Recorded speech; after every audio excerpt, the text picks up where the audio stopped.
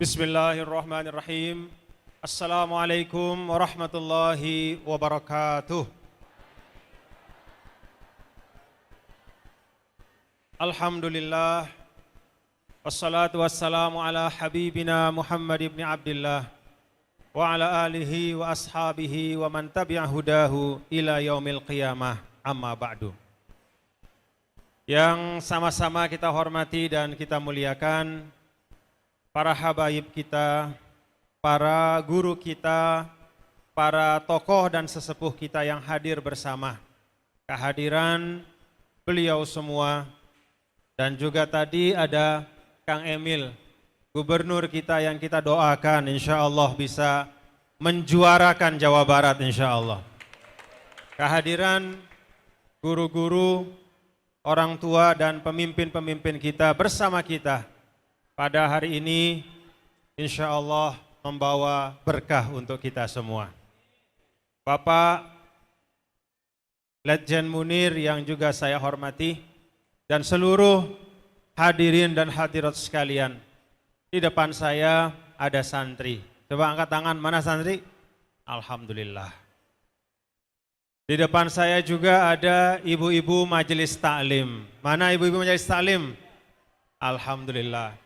Kita semua berkumpul pada siang hari ini, dan bahkan saya dengar ibu-ibu mulai dari pagi ya.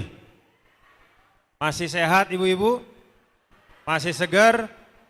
Nah, kita berkumpul hari ini adalah untuk bermunajat. Munajat itu doa. Apa keberkahan doa? Semalam saya ketemu sama Kang Emil. Nih saya mau bagi cerita dari gubernur kita. Kang Emil bercerita, dulu pada saat beliau berikhtiar untuk maju dalam pencalonan gubernur. Pada saat beliau berjuang, di antara kompetitor beliau, ya, bukan musuh, karena kalau kita pesta demokrasi kita tidak bermusuhan. Di antara kompetitor beliau itu ada yang didukung oleh sebagian tokoh umat.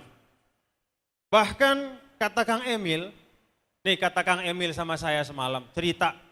Nih juga buat santri-santriwati. Kata Kang Emil bahkan ada tokoh yang datang dari Jakarta. Datang dari Jakarta, kemudian berfatwa, kemudian mendukung kompetitor dari Kang Emil. Bahkan ada keluar fatwa. Kata Kang Emil, dari Jakarta, dari mana-mana, ada dukungan-dukungan bukan kepada saya. Alhamdulillah, berkat doa ibu saya. Berkat doa ibu saya, Allah Subhanahu wa Ta'ala takdirkan bahwa saya menjadi gubernur Jawa Barat. Itulah kekuatan munajat bapak-bapak dan ibu-ibu. Itulah kekuatan doa. Maka ketika kita menghadapi apapun, dalam situasi apapun, negara kita sedang senang, kita doa. Negara kita sedang susah, juga kita doa. Dalam setiap keadaan, dalam setiap kondisi, jangan putus. Kita bermunajat kepada Allah Subhanahu wa Ta'ala. Kalau ibu-ibu, bapak, anak-anakku para santri, kita baca di dalam Al-Quran bagaimana Nabi Ibrahim berdoa. Nabi Ibrahim berdoa saat beliau selesai membangun Ka'bah. Di antara doa Nabi Ibrahim alaihissalam, doa Nabi Ibrahim itu Rabbi ja'al hadza baladan amina.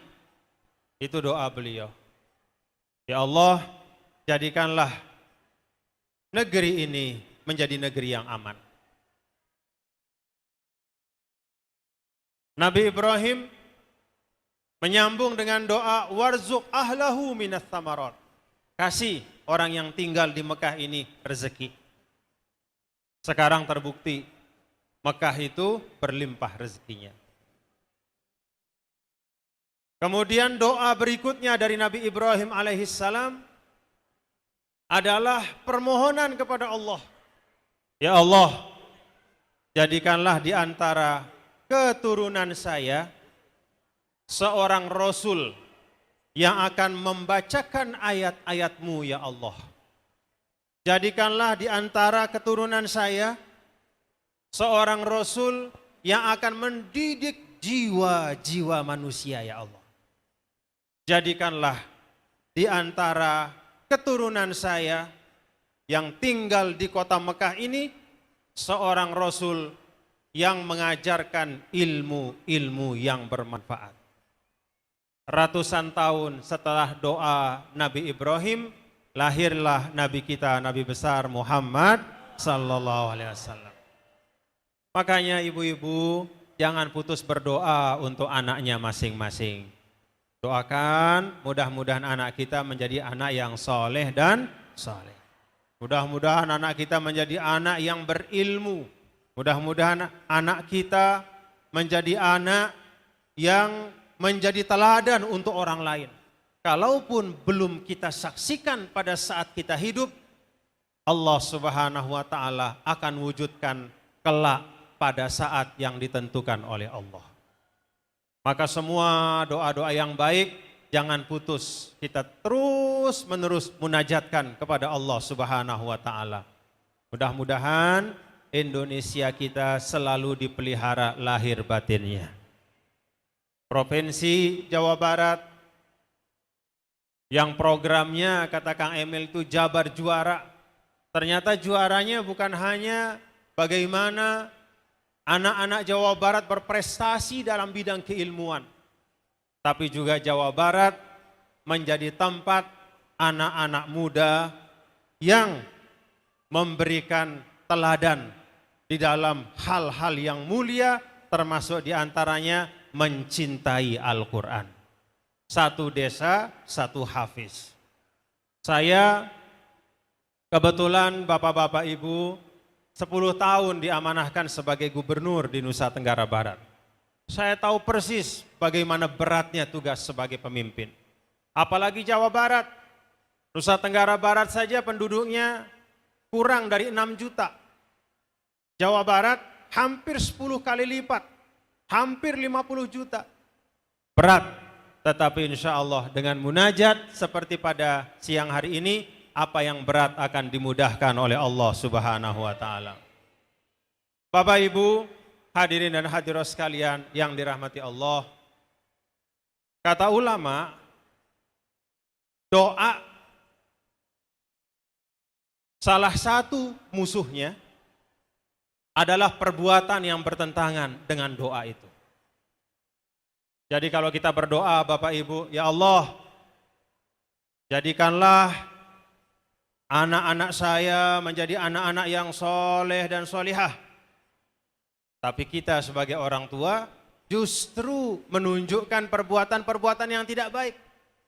Musuh dari doa kita adalah perbuatan yang bertentangan dengan makna dari doa yang kita munajatkan. Maka kalau kita berdoa supaya Indonesia ini berkah, salah satu syarat utamanya adalah jauhkan diri kita dari segala macam perbuatan yang bisa mencabut keberkahan dari negara kita. Salah satu yang bisa merusak keberkahan, yang disebutkan bahkan di dalam Al-Quran sebagai fahisyah. Kita tahu dalam Al-Quran, Bapak Ibu, kalau Allah sudah menyampaikan sesuatu itu fahisyah, berarti keburukannya itu sudah tidak ada bandingannya. Di antara yang disebut fahisyah oleh Allah itu adalah perzinahan. Dan di antara perbuatan buruk yang lain yang juga disebut fahisyah oleh Allah adalah membuat dan menyebarkan berita bohong. Jadi bohong, berita bohong itu dalam bahasa Al-Quran itu disebut dengan al-fahisyah. Termasuk kekejian yang luar biasa. Kenapa berita bohong itu disebut kekejian? Karena berita bohong itu menyasar kehormatan manusia biasanya. Berita bohong itu dulu pada masa Nabi kita Nabi besar Muhammad sallallahu alaihi wasallam itu menyasar seorang yang sangat dicintai oleh Rasul yang namanya Sayyidah Aisyah. Begitu dilihat, nih masyarakat yang ada di Madinah kelihatannya akan kuat. Maka dicari-cari oleh orang-orang munafik pada waktu itu, orang-orang yang tidak suka kepada ajaran Rasul pada waktu itu, dicari jalan bagaimana masyarakat Islam, umat yang dibangun oleh Rasul yang kuat ini bisa menjadi umat yang goyah dan bisa dihancurkan. Maka salah satu caranya adalah dengan menyebarkan berita bohong. Berita bohong yang terkait dengan Sayyidah Aisyah, istri dari Nabi kita Nabi besar Muhammad sallallahu alaihi wasallam. Goncang Madinah, turunlah ayat 11 sampai ayat 20 dari surah An-Nur.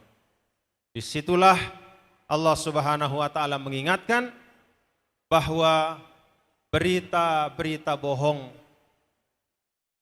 apalagi yang terkait dengan kehormatan seseorang, saudara kita sesama muslim, adalah sesuatu yang sangat berat pertanggungjawabannya di sisi Allah Subhanahu wa taala.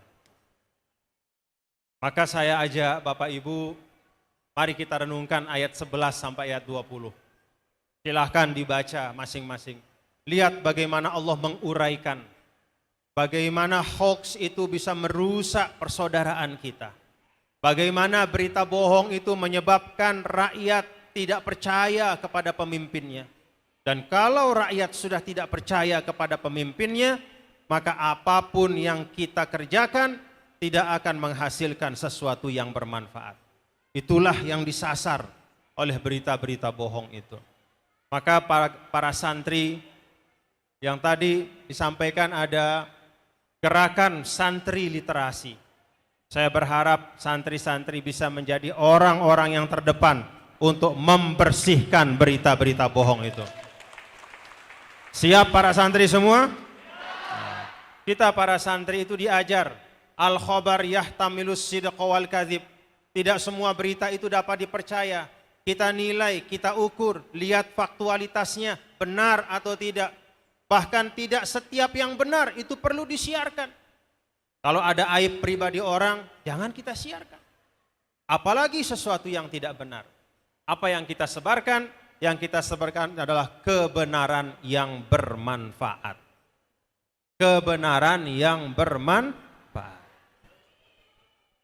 Bapak Ibu, munajat kita adalah bagian dari ikhtiar kita untuk terus menjaga tidak hanya diri kita, keluarga kita, tapi juga masyarakat kita. Semua hal-hal yang baik yang telah kita bangun bersama sebagai bangsa. Di tanah Pasundan ini, saya kemarin sempat ziarah ke Bapak Sepuh, ya, Bapak Sepuh, Pak Solihin GP. Sebutannya Bapak Sepuh ya, Bapak Ibu. Bapak Sepuh, lalu kemudian ke Paguyuban Pasundan. Beliau menyampaikan kepada saya bahwa tanah Pasundan ini adalah tanah yang kokoh kuat dengan nilai-nilai Islam rahmatan lil alamin. Itulah pilar dari tanah Pasundan. Maka beliau kemarin menyampaikan pesan kepada kami semua yang hadir. Walaupun saya bukan dari tanah Pasundan, tapi semua kami dipesankan bahwa kalau ingin Indonesia ini tetap kuat dan kokoh, maka jagalah agar Islamnya benar-benar mencerminkan Islam yang rahmatan lil alamin.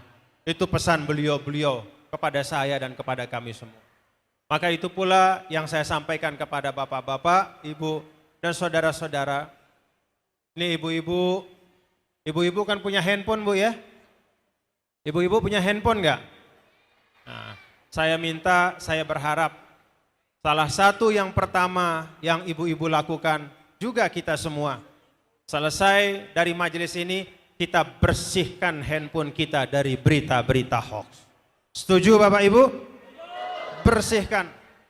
Karena kalau kita biarkan, itu sama dengan kita mengantongi kebohongan kemanapun kita pergi. Dan ketika kita mengantongi sesuatu yang batil, maka kita akan bertanggung jawab di depan Allah. Buang, ganti dengan hal-hal yang bermanfaat. Jadikan teknologi menjadi jalan kita untuk semakin dekat kepada Allah, bukan semakin jauh dari tuntunan-tuntunan yang mulia. Itu yang dapat saya sampaikan. Terima kasih dan senang bersilaturahim dengan Bapak Ibu semua. Tidak hanya saat ini kita bermunajat, setiap saat kirim doa-doa yang terbaik untuk anak kita, untuk keluarga kita, untuk masyarakat kita. Doa-doa yang terbaik itulah yang akan menjadi keberkahan sekarang maupun di masa yang akan datang untuk kita semua. Wallahul muwaffiq wal hadi ila sabil rasyad wa huwal muwaffiq ila aqwamit thoriq. Sekaligus saya mohon pamit. Wassalamualaikum warahmatullahi wabarakatuh.